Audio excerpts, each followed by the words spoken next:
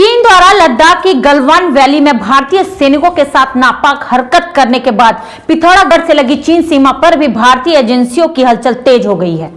पिथौरागढ़ में लिपू लेक के बाद अब चीन सीमा के दूसरे सिरे मिलन तक सड़क बनाने के काम में युद्ध स्तर पर तेजी आ गई है।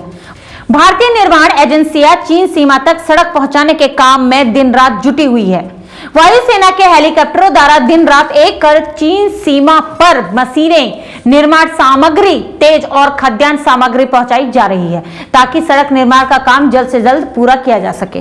वायुसेना के ये हेलीकॉप्टर एक दिन में 10-10 चक्कर लगाकर चीन सीमा तक सामग्री पहुंचा रहे हैं।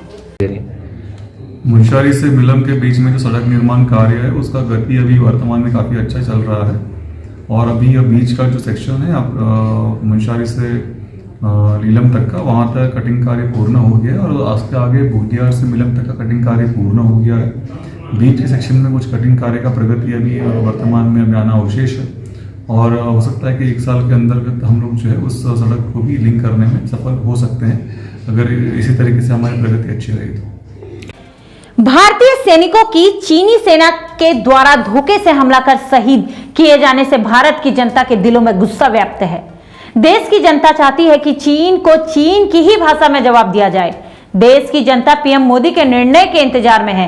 वहीं रुद्रपुर के भाजपा विधायक राजकुमार ठकुराल ने इस हमले की निंदा करते हुए देश की जनता से चीनी सामान का बहिष्कार करने का आग्रह किया है। ये सोते हुए सैनिकों के साथ जो अमर्यादित व्यवहार किया गया और जिस तरीके से बर्बरतापूर्वक उनकी हत्या की गई, ये कायरों की श्रेणी में लिखा जाता है। चाइना की चीज़ें हम लोग खरीदते हैं तो वहाँ की अर्थव्यवस्था सुदृढ़ होती है और जब अर्थव्यवस्था सुदृढ़ होगी तो उसका कुछ अंश वहाँ की आर्मी को मजबूत करने के लिए लगता है।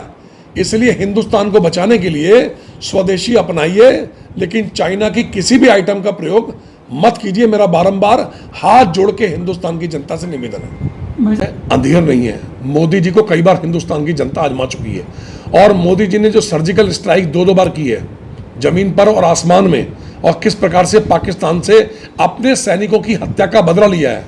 फिर पुलवामा कांड हुआ तो एयर स्ट्राइक करके बदला लिया गया।